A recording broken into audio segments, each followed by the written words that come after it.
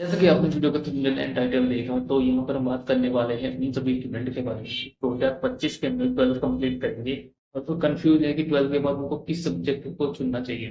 ठीक है, तो यहाँ पर सारी बातें कवर होंगी।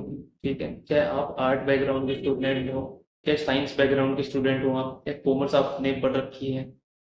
ठीक है, तो देखो यहाँ पर सबसे पहले मैं आपको बता देता हूँ, आप कोई सी भी लाइन पकड़ो। ठीक है, कंपटीशन हर फील्ड में है। ठीक है, इसलिए मैं तो आपसे यही कहूंगा कि आपको, आप जो भी लाइन पकड़ोगे, ठीक है, आपका जिसमें भी इंटरेस्ट है। ठीक है, मान लो आप साइंस बैकग्राउंड के स्टूडेंट हो। ठीक है, और आपने डिसीजन लिया है कि मेरे को वही जल्द से जल्द नौकरी लेनी है, तो आपको उसी से रिलेटेड जो सब्जेक्ट हैं वही पढ़ने चाहिए। आपको साइंस आपको नहीं पढ़नी चाहिए। ठीक है, ये साइंस लिमिटेड क्वेश्चन आते हैं साइंस के। ठीक है, इतना पर्सपेक्टिव रोल नहीं होता। ठीक है, 30 से 25% रोल होता है साइंस का।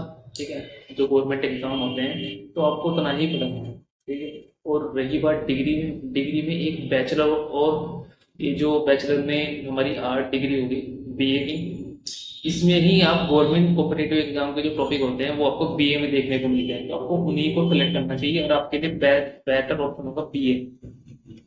ठीक है, अगर आप कॉम्पिटेटिव एग्जाम को देखकर टारगेट कर रहे हो, ठीक है, अब वहीं पर बात करते हैं बड़े एग्जाम के बारे में। ठीक है, जैसे कि अगर आप बीएससी डिग्री करते हैं तो इसके भी बहुत सारी अपॉर्चुनिटी होती हैं। ठीक है, आप पीजी कर सकते हो।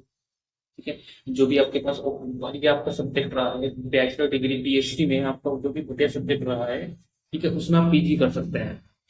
ठीक है, पर लेकिन मैं बीएससी उसी को रिकमेंड करूंगा जिसके 12th में साइंस में अच्छा स्कोर रहा है। ठीक है, अगर आपका 70+ स्कोर रहा है सभी सब्जेक्ट में, फिजिक्स केमिस्ट्री मैथ में, तो आप बीएससी कर लो, आपको कोई प्रॉब्लम नहीं आएगी। वहीं पर बात करें, अगर आपका स्कोर थोड़ा कम है या ज़्यादा आपके नंबर हैं, आपके 80% से ज़्यादा आपके नंबर हैं, तो आपको एक बार मेरे कहने से आपको आईआईटी जैसे एग्जाम को जरूर ट्राई करना चाहिए। क्योंकि अगर आप 80% स्कोर करा है अपने 12th एग्जाम में, तो कहीं ना कहीं आपके कॉन्सेप्ट क्लियर है, बस आपको सही गाइडेंस की जरूरत है। अगर आप एक साल भी कोचिंग करके आईआईटी जैसे एग्जाम को देना चाहते हो, तो आप कहीं ना कहीं 80% स्टूडेंट से वैसे ही आगे हो।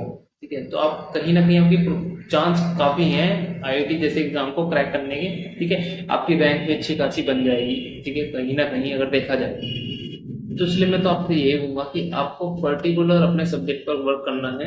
अगर आप फिजिक्स केमिस्ट्री मैथ पढ़ रहे हो, ठीक है, अगर आपका अच्छा खासा इंटरेस्ट है, तो आप बीएससी जैसे सब्जेक्ट को चुन सकते हो बैचलर डिग्री में। ठीक है, अगर आप कॉमर्स बैकग्राउंड के स्टूडेंट हो और आप कॉम्पिटेटिव एग्जाम की तैयारी करना चाहते हो, तो आपके लिए बीए बेटर ऑप्शन रहेगा। अगर आप बैंकिंग लाइन में ही जाना चाहते हो, क्योंकि बैंकिंग लाइन एक ऐसी लाइन है, ठीक है, आपको सीए का कोर्स करना है, तो आपके लिए बैंकिंग लाइन या बीकॉम को सेलेक्ट कर सकते हैं। ठीक है, क्योंकि आपके लिए बीकॉम ही ऑप्शन रहेगा फिर।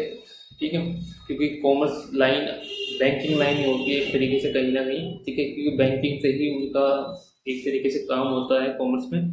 ठीक है, तो आपको अपनी एक ही लाइन को सेलेक्ट करना है, अभी से टारगेट लेकर चलना है। अगर आप वकील बनना चाहते हैं तो आपको बीए ही करना चाहिए, आपको अदर डिग्री नहीं करनी चाहिए।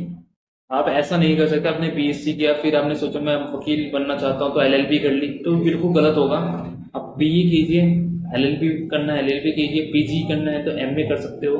ठीक है, अगर टीचर बनना चाहते हो तो बीएड कर सकते हो। ठीक है, तो बहुत सारे ऑप्शन होते हैं आपके पास। अगर आपको कोई डाउट क्लियर नहीं है तो कमेंट में पूछ सकते हो, मैं जरूर रिप्लाई करूंगा। और शुभम लेक्चर यूट्यूब चैनल को पहली बार देखिए तो चैनल को सब्सक्राइब, वीडियो को लाइक जरूर करें।